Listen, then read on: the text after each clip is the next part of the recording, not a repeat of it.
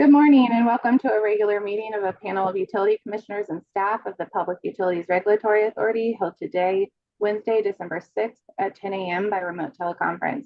My name is Chairman Marissa Gillette and I'm joined today by the Vice Chairman Jack Lukowski and Commissioner Michael Karen. We have a regular calendar and a consent calendar in front of us today, so we will turn first to our regular calendar on which there are 3 items. The first is docket number 161229 REO1. Here is development of voluntary renewable options program, the modification of implementation dates. And we will turn to Authority Staff Attorney Keenan to present the decision for the panel's consideration, please. Good morning, Chairman Gillette, Vice Chairman Bukowski, and Commissioner Karen. The Public Utilities Regulatory Authority finds that changed conditions since the issuance of the October 21st, 2020 final decision in docket number 161229, PURA Development of Voluntary Renewable Options Program, referred to herein as the VRO decision, warrant modifications of the VRO decision. Under the Uniform Administrative Procedures Act and PURA's enabling statutes, the authority may reverse, modify, rescind, or alter any of its decisions. Here, as a result of 2 stays of enforcement of the VRO decision during the appeals, and the fact that the authority issued the VRO decision over 3 years ago, certain implementation dates in the VRO decision are no longer applicable as such dates have passed. Consequently, based on the evidence in the record, including the proposed modifications submitted by PURA's Office of Education, Outreach, and Enforcement, and written comments from the parties, the authority modifies certain implementation dates in the VRO decision, including order number 9 and 10 of the VRO decision, as well as certain dates in the body of the decision. Specifically, the authority modifies the date of the renewable portfolio standard compliance filing in order number 9, by which any electric supplier marketing a voluntary renewable offer is required to first submit certain documents to support its VRO load and renewable energy credit settlement compliance, from the 2020 Renewable Portfolio Standard Compliance filing to the 2024 Renewable Portfolio Standard Compliance filing. In addition, the authority modifies the date in order number 10 and in the body of the VRO decision by which the Disclosure Label Working Group is required to submit its final recommendations to PURA from December 1st, 2020 to January 15th, 2024. Finally, the authority modifies the date by which all new and renewing VRO offers must comply with the rules and standards established in the VRO decision for all customer enrollments from January 1st, 2021 to February 15th, 2024. Authority staff recommend adoption of the decision to the panel. Thank you for your consideration. Thank you, Attorney Keenan. Is there a motion? I move that, Madam Chairman. And second. Thank you. The decision has been regularly moved and seconded. If there are no questions or comments, I'll ask Mr. Bumpin to please take the roll. Chairman Gillette, Yes. Vice Chairman Bukowski, Yes. Commissioner Karen. Yes. Great. The decision has been adopted.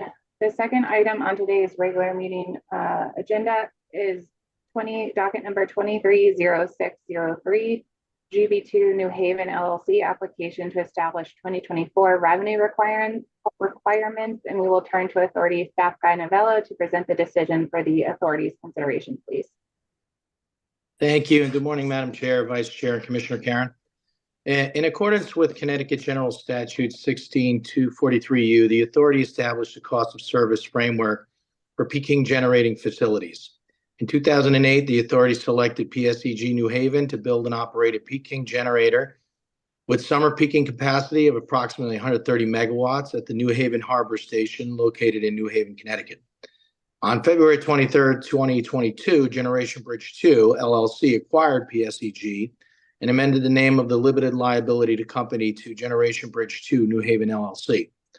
On June 30th, 2023, Generation Bridge 2 filed an annual revenue requirement application for 2024, in which the company requests a revenue requirement of $17.504 million and to credit back $125,000 for reconciliations associated with actual costs and expenses and items for a net revenue requirement of $17.379 million.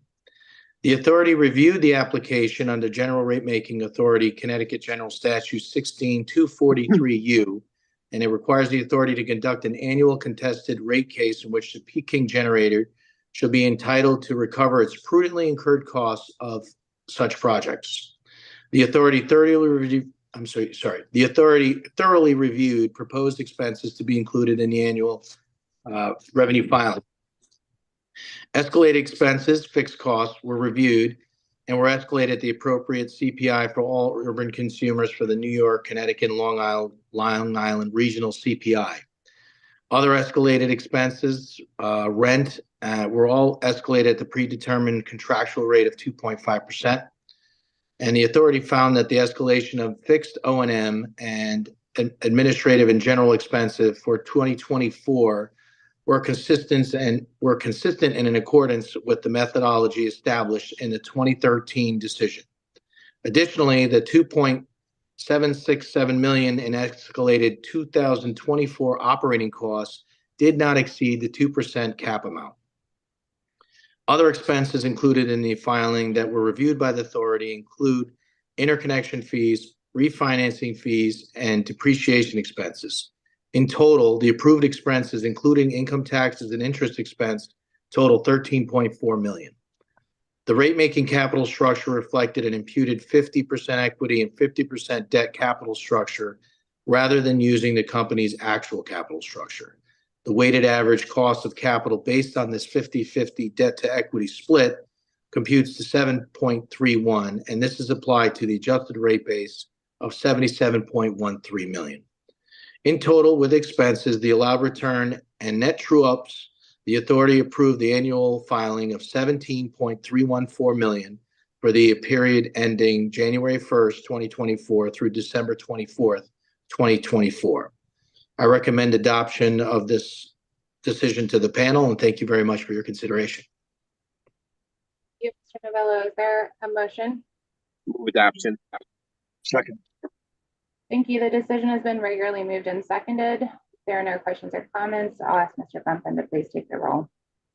Chairman Gillette, Yes. Vice Chairman Pekoski, Yes. Commissioner Karen, Yes. Thank you. The decision has been adopted. The third item on today's regular calendar is docket number 230804, the annual Shared Clean Energy Facility Program Review, Year 5. And we have Authority Staff Jonathan Norton with us this morning to present the decision for the panel's consideration, please.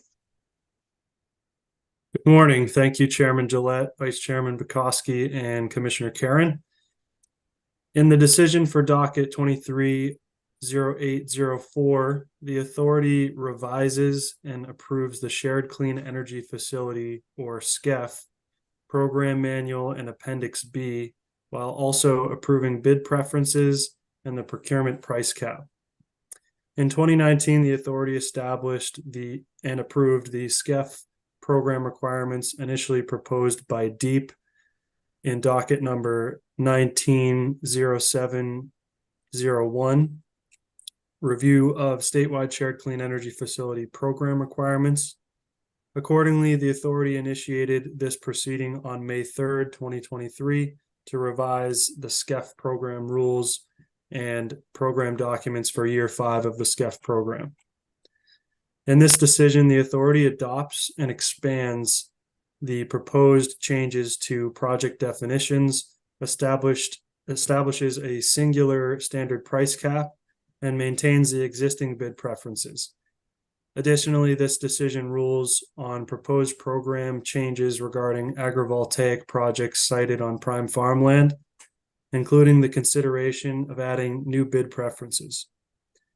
The decision also establishes the implementation of an ombudsperson consistent with other clean energy programs and makes provision for project extensions where appropriate.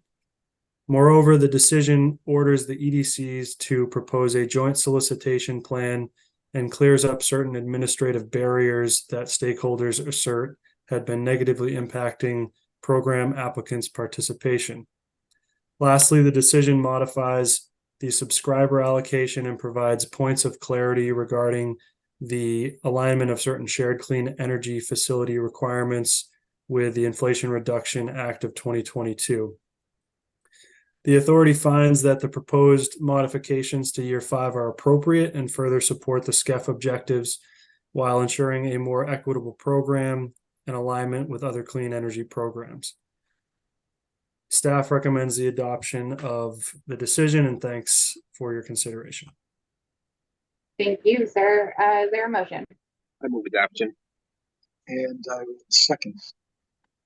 Thank you. The decision has been regularly moved and seconded. There are no questions or comments. I'd ask Mr. Bumpin to please take the roll. Chairman Gillette, Yes.